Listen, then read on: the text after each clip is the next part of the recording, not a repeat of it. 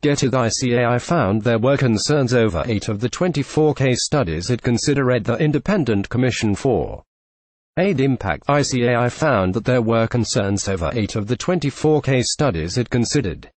The report also raised a series of concerns over Dfid's failure to develop methods of assessing value for money across different target groups. It also flagged up problems between a lack of coordination between centrally managed programs and portfolios based in countries where billions of pounds of taxpayers' money is being spent.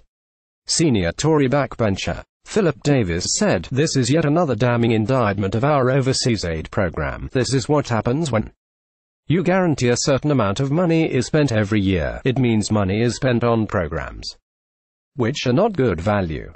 Penny Mordaunt replaced Priti Patel as the Secretary of State for International Development. "This is what happens when you guarantee a certain amount of money is spent every year. It means money is spent on programs which are not good value." Philip Davies, he went on, no self-respecting conservative believes that success should be measured on how much you spend, but the quality of what you spent money on. Unfortunately, our overseas aid budget is falling further and further into disrepute. The ICAI report has come at a bad time for international aid spending after public confidence in the programs has been hit following allegations that workers from Oxfam and other agencies have been sexually abusing victims of tragedies while organizing programs paid for by the British taxpayer in Haiti, Chad and other countries.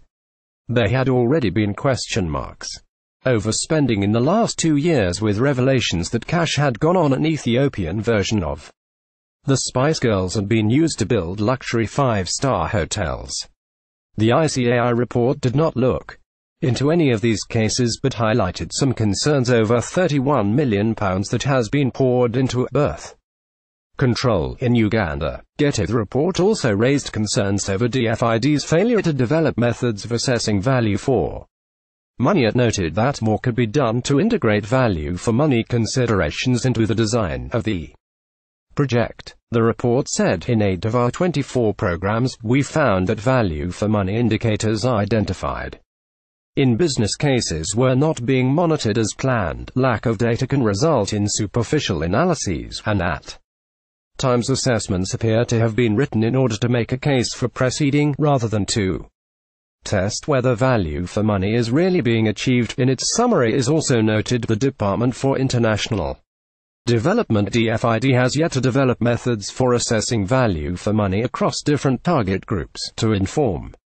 operational decision-making. It could also do more to take account of the sustainability of its results, giving it a longer-term perspective on value for money. It said that there had been few examples in the 24 programs looked at where the department had experimented with different combinations of outputs to see which proved most cost-effective. More concerningly, the report highlighted that it is in the management of country portfolios that we find the most significant gaps in Dfid's value for money approach. It also suggested that Dfid needed a more ambitious value for money agenda to deliver transformative change in its partner countries. It added the lack of coordination between centrally managed programs and country portfolios has been a cause of concern, but a new generation of centrally managed programs are better designed to be complementary. Monday, January 16, 2017, a spokesman for Dfid pointed out that the report